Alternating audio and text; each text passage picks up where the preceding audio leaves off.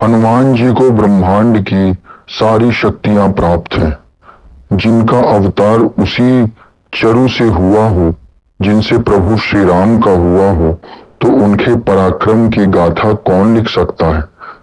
जिन शक्तियों की चर्चा हो सकती है, पढ़ी सुनी जा सकती है, वे कभी पूरी हो ही नहीं सकती हैं। श्री हनुमान जी के जन्म में तीन लोगों का प्रमुख स्थान है। एक तो शंकर भगवान, जिनकी कृपा से हनुमान जी का जन्म कल्याण के लिए हुआ, दुष्टों के विनाश के लिए हुआ। दूसरे पवन देव, जिनके आशीर्वाद से पूरे पृथ्वी मंडल पर, जिनके बिना जीवन की कल्पना नहीं हो सकती और जिनके अप्रतिहत वेग से समूची पृथ्वी तहस नहस हो सकती है, हनुमान जी को ये गुण जन्म से मिल गए थे।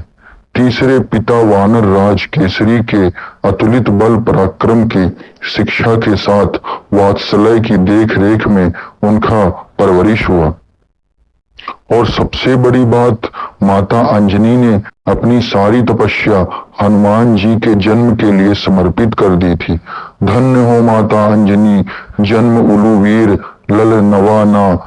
जिन दिव्य और दैवीय शक्तियों के सम्मुख हनुमान जी के लिए अति साधारण गुण हैं, लेकिन रावण जैसे अति पराक्रमी योद्धा के लिए साधारण है। कुछ शक्तियां जिनका उल्लेख अक्सर किया जाता है, वो निम्न है। बाल्यावस्था में ही सूर्य को फल समझकर सूर्य लोक तक बिना प्रचंड तेज का अनुभव किए चले गए और सूर्य को अपने मुख में निगल लिए। परम पिता परमेश्वर ने सबसे पहले अखिल भुवनेश्वरी जगत जननी सीता माता से ही हनुमान जी को अष्टसिद्धि और नवनिधि का अत्यंत दुर्लभ आशीर्वाद देने के साथ उन गुणों के स्वामी का अधिकार भी प्रदान किया। ब्रह्मांड की अधिष्ठात्री द्वारा दिया गया यह अनुग्रह किस शक्ति की समानता कर सकता है। प्रभु श्री राम ने हनुमान जी के लिए इतना ही कहा कि सुन सुत तो ही उरिन में नाही, देखूं करि विचार मन माही। हनुमान जी के दो विलक्षण कथा का उल्लेख करना चाहता हूँ। पहला, जब लक्ष्मण जी के लिए संजीवनी बूटी के लिए पर्वत पर गए तो उन्होंने बिना विलंब किए उस पर्वत खंड को ही उखाड़ लिया। देखा देखा शैल न औषधि चिन्हा, सहसा कपि उपार ते ही लीन्हा, और उस शिलाखंड को लेते आए थे। दूसरा, रावण के सेना में ऐसी भी टुकड़ी थी जिसमें सभी सैनिक अमर थे, यानी उनकी मृत्यु नहीं थी।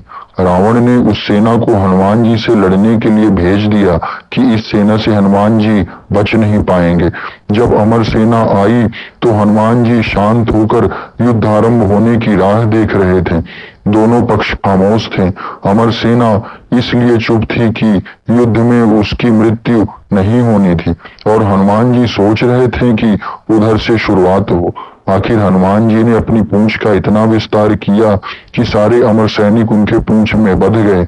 इसके बाद सभी अमर सैनिकों को लेकर आकाश में उड़ चले। उड़ते उड़ते हनुमान जी आकाश के उस क्षेत्र में पहुंचे जो पृथ्वी के गुरुत्वाकर्षण क्षेत्र से बाहर था। हनुमान जी उन सभी को वहीं छोड़कर चले आए। तब से अमर सैनिक वहीं विचारण कर रहे हैं। हनुमान जी फिर से वापस लौटकर प्रभु श्री राम की सेवा में ऐसे आ गए जैसे कुछ हुआ ही नहीं है। ऐसे हनुमान जी की शक्तियां हैं। तो आप सभी चैनल को लाइक करें, सब्सक्राइब करें, जय श्री राम कमेंट में अवश्य लिखें। हनुमान जी की कृपा आप सभी पे सदैव बनी रहे। जय श्री राम।